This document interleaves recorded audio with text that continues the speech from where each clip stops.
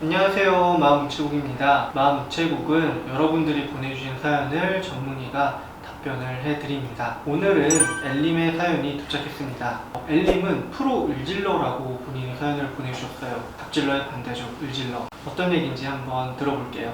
열심히 알바해서 학비를 벌고 있는 대학생입니다. 이상하게 제 주변은 지독하게 갑질만 하는 프로 갑질러만 있어요. 학교에서도 다 같이 과제를 준비하는 팀플에서도 일이란 일은 제가 다 합니다. 회비가 없는 모임은 거의 제가 계산하게 되고요. 알바를 할 때도 사장님은 저에게만 늘 막대하고 같은 알바끼리도 저를 무시하고 교대 시간을 지켜주지 않아요. 신기한 건 손님들도 마찬가지라는 거예요. 저에게는 유독 진상들만 붙어서 조리돌림 당하기 일쑤입니다. 문제는 집에서도 그리 다르지 않아요. 부모님 사이가 안 좋아서 그런지 저에게 경제적 지원을 거의 안 해주세요. 그러면서 집안일은 다 제가 하고 집안 행사도 제가 가서 얼굴을 비추죠. 상황이 이렇게 되니 제 관상이나 이름에 문제가 있어서 그런 사람들이 붙는 건가 생각이 들기도 해요. 저 같은 사람은 어떻게 살아야 하나요? 아이고, 참 힘든 사연이죠. 정말 요즘에는 여기저기에 정말 프로 갑질러가 많은 것 같아요. 이게 왜 그런지는 모르겠는데 분명 예전에도 있었겠지만 이제 갑질러라는 용어가 정의된 이후부터는 이름을 붙이기 조금 더 쉬워지는 게 아닌가 그런 생각도 들고, 하지만 이렇게 당하는 사람 입장에서의 얘기를 병원에서는 늘 듣게 되거든요. 그래서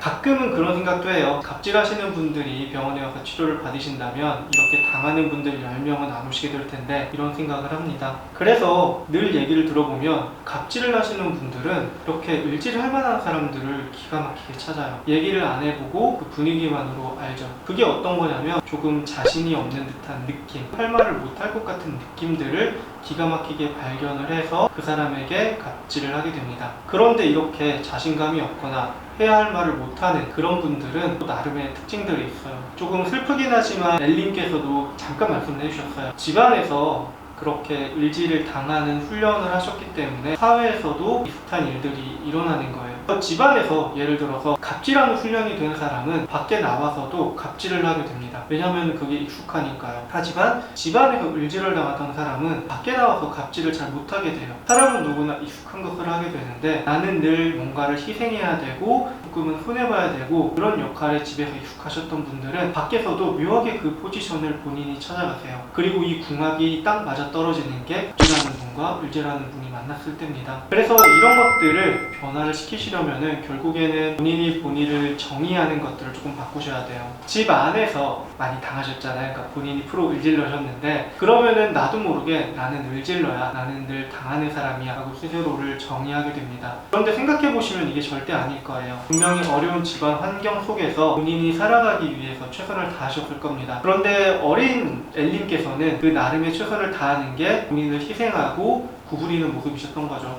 그래서 지금의 모습은 본인이 프로 을질러로 성장을 한 게 아니라 힘든 가정 환경에서 나름의 생존 방식으로 살아남기 위해서 하신 행동이라는 거예요. 그래서 힘든 가정의 생존자라고 본인을 생각하시면 되죠. 진료실에서 가장 많이 하는 얘기가 바로 이 주제예요. 힘든 가정 환경을 겪으셨던 분들이 정말 많이 들어오세요.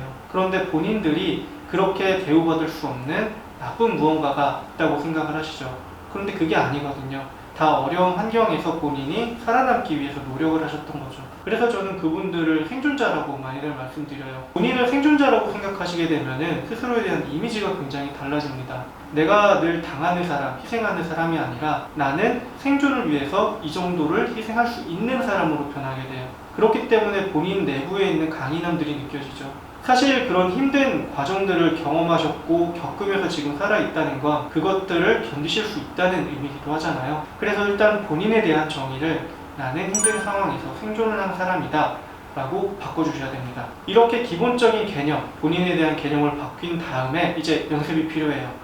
분명히 일을 하시니까 이 갑질이 유독 반복되는 상황이 있을 거예요. 그 상황을 하나를 정하시고 집에서 혼자 이런 부탁은 들어드릴 수 없다, 이런 것들은 너무 많이 요구를 하는 거다 라고 입 밖으로 내는 연습을 해야 합니다. 가장 중요한 건 거울 보면서 하셔야 돼요.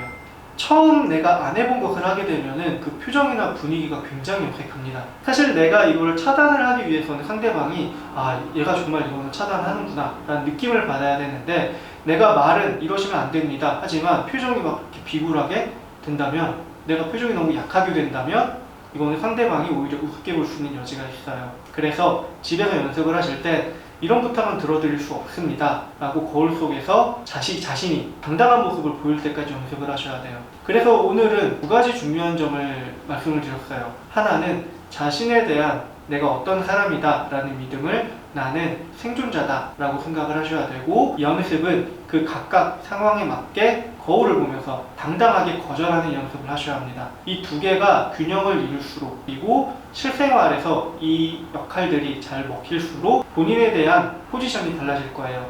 나는 힘없이 당하는 사람이 아니라 나는 이런 당하는 것들을 내가 힘으로 극복해 나갈 수 있는 사람이다. 이렇게 스스로에 대한 자부심이 생길수록 점점 프로 일질러에서 건강한 개인으로 성장하실 수 있을 겁니다. 그러면 오늘은 여기까지 얘기하는 걸로 할게요. 다음번에 뵙겠습니다. 감사합니다.